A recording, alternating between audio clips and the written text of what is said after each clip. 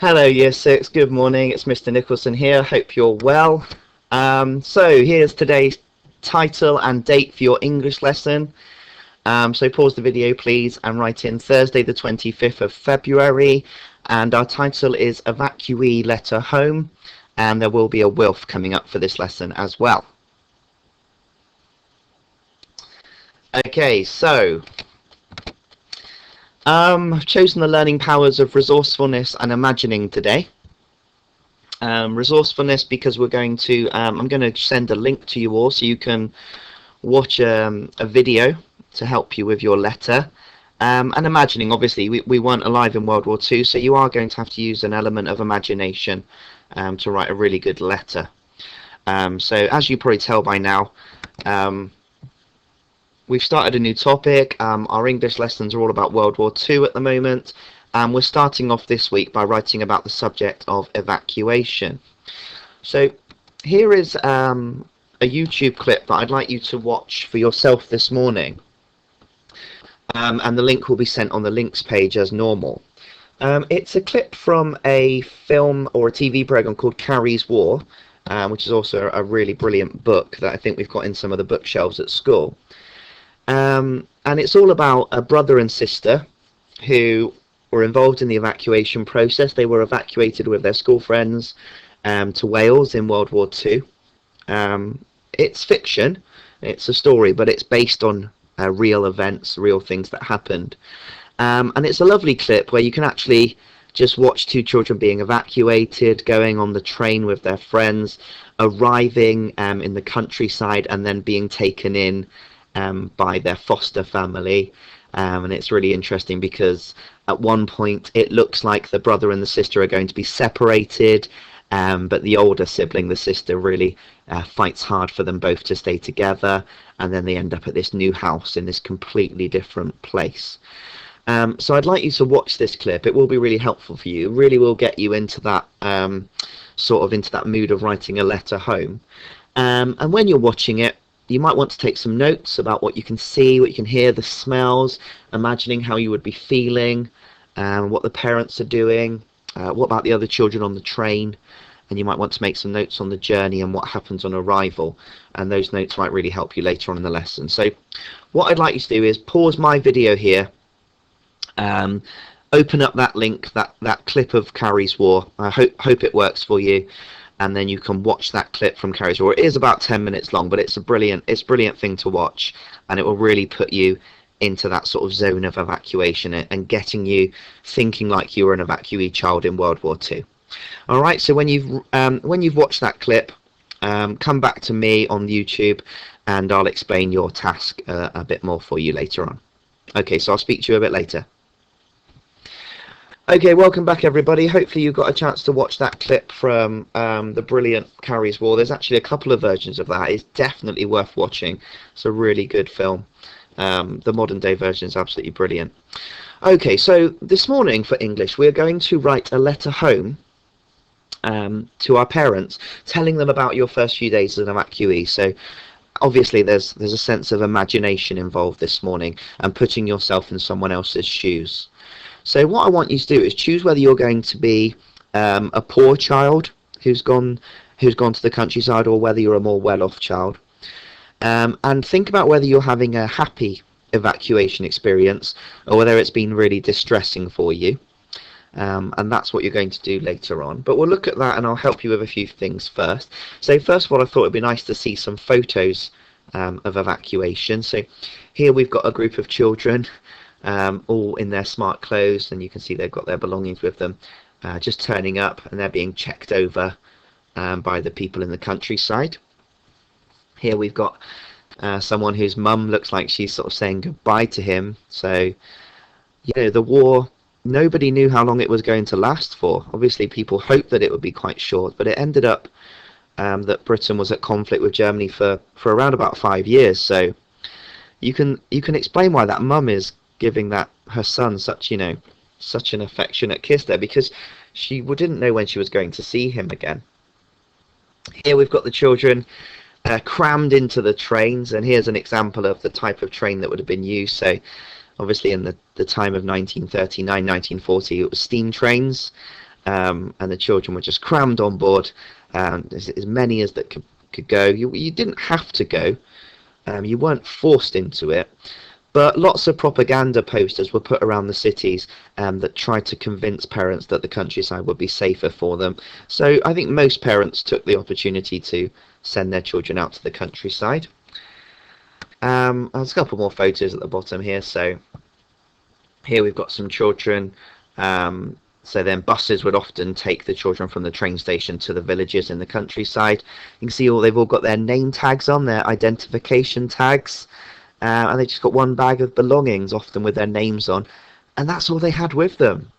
You know, they didn't have a lot of the stuff that you guys have today, but there they are.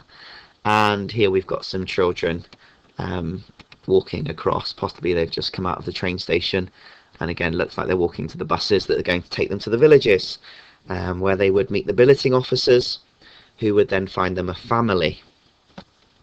Okay. So, if you were writing home, this is just something to think about.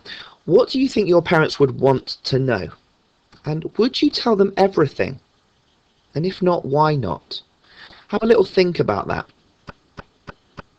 I'm not sure if I would tell my parents everything. I wouldn't want to upset them, for a start, if I was going through something sad or I was worried about something. I don't know if I'd want to worry about them. I don't know if I'd want them to worry.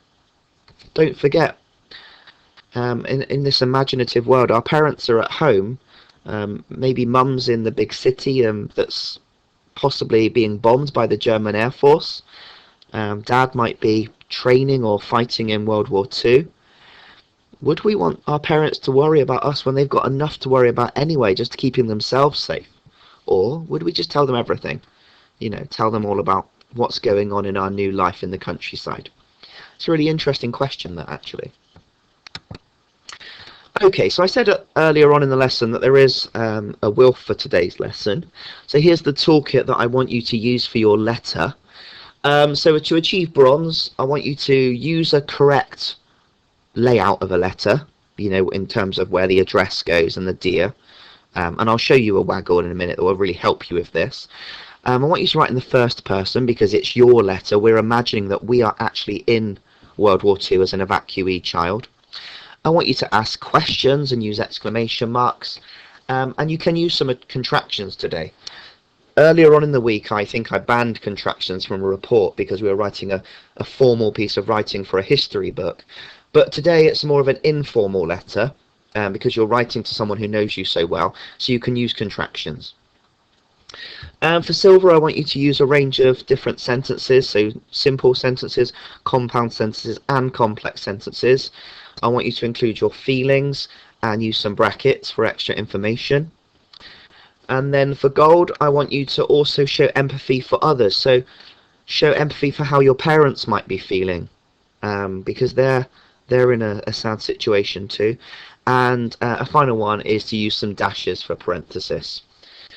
Okay, so I'll put the WILF up when I give you your final task in a minute, so you can have that with you, and then at the end, when you've finished your letter, you can just look at the WILF, look at all the features, and decide whether you think you've achieved bronze, silver, or gold.